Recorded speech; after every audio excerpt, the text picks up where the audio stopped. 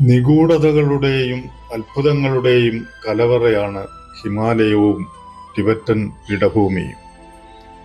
കൈലാസങ്ങളും ചതുർധാമങ്ങളും മറ്റനേകം ദേവസങ്കേതങ്ങളും ദിവ്യ ആശ്രമങ്ങളും പുണ്യതീർത്ഥങ്ങളും ഒക്കെ കൊണ്ട് നിബിഡമാണ് ഈ വിശാലമായ പ്രദേശമത്രയും. ഇവയെല്ലാം ഏതൊരാൾക്കും കണ്ട് അനുഭവിക്കാൻ കഴിയുന്നവയാണ്. എന്നാൽ സാധാരണ മനുഷ്യർക്കാർക്കും കടന്നു ചെല്ലാനോ കണ്ടറിയാനോ കഴിയാത്ത ഒരിടവും ഹിമാലയത്തിലുണ്ടത്രേ.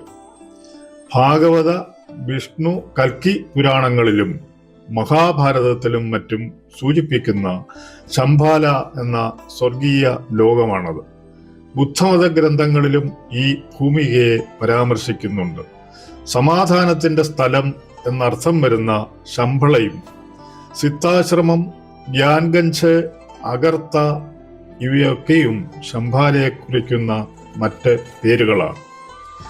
ഉത്തർപ്രദേശിൽ സംഭാൽ, മധ്യപ്രദേശിൽ ചമ്പൽ, ഒഡീഷയിൽ സംബാൽപൂർ എന്നിങ്ങനെയുള്ള സ്ഥലങ്ങളുമായി പുരാണലേഖിതമായ ഈ ശംഭാലയ്ക്ക് ബന്ധമൊന്നുമില്ല. കലിയുഗ അവതാരമായ കൽക്കി ജനിക്കുന്നത് ഈ ശംഭാലയിലാണെന്ന് കരുതപ്പെടും. ജനന മരണങ്ങളില്ലാത്ത, നിരാനരകളില്ലാത്ത യോഗീശ്വരന്മാരുടെ ലോകമായിട്ടാണ് ഇതറിയപ്പെടുന്നത്. ബാബാജിയും ശിഷ്യരും ക്രിസ്തുവുമൊക്കെ ശംഭാലയിൽ തങ്ങളുടെ കർമ്മങ്ങൾ അനുഷ്ഠിച്ചുകൊണ്ട് ഇപ്പോഴും ഉണ്ടെന്നാണ് വിശ്വാസം. പുരാണങ്ങളിൽ മഹാമേരുവിനെ പറ്റി പ്രസ്താവിച്ചു കാണുന്നുണ്ടല്ലോ. ഈ മഹാമേരു തന്നെയാണോ ശംഭാലയെന്ന് സംശയിക്കാതിരുന്നുകൂടാ. ശംഭാലയെ പോലെ മഹാമേരുവിനും 8 ദളങ്ങളാണ്. അഷ്ടദിക്പാലകരുടെ പുരികളാണവ.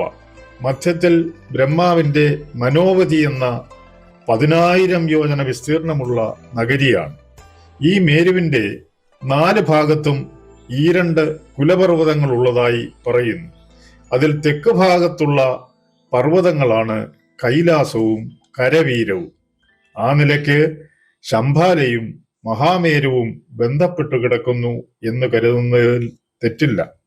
ഒരു കാലത്ത് ആഫ്രിക്കയുടെ തെക്കുകിഴക്ക് നിന്നും നീങ്ങിയ ഇന്ത്യൻ ഭൂപാളി കോടിക്കണക്കിന് വർഷമെടുത്ത് ഏഷ്യാവൻകരയിൽ ഇടിച്ചു കയറി ഉണ്ടായതാണ് ഹിമാലയം എന്നാണല്ലോ ഭൗമശാസ്ത്ര നിരീക്ഷണം.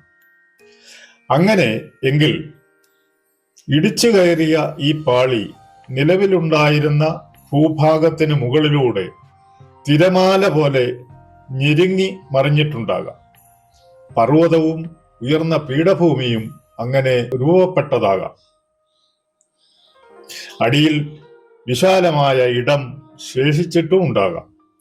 യോഗികൾ അത്തരമൊരു ഇടത്തിലേക്ക് നിഗൂഢമായ വഴികളിലൂടെ സഞ്ചരിച്ച് എത്തിപ്പെട്ടിട്ടും ഉണ്ടാകാം. വടക്ക് ഗോപി മരുഭൂമിയിൽ നിന്നും തെക്ക് കൈലാസത്തിനടുത്തു നിന്നും ശംഭാലയിലേക്ക് മാർഗങ്ങൾ ഉണ്ടെന്നുള്ള അഭ്യൂഹം പ്രചാരത്തിൽ ഉണ്ടല്ലോ. ചിന്താമണി എന്ന വിശിഷ്ട രത്നം ശംഭാലയിലാണ് സൂക്ഷിക്കപ്പെട്ടിട്ടുള്ളതെന്ന് വിശ്വസിച്ചു പോരുന്നു. ഇത് ബ്രഹ്മാവ് ധരിക്കുന്ന തൂവള്ള രത്നമാണ്.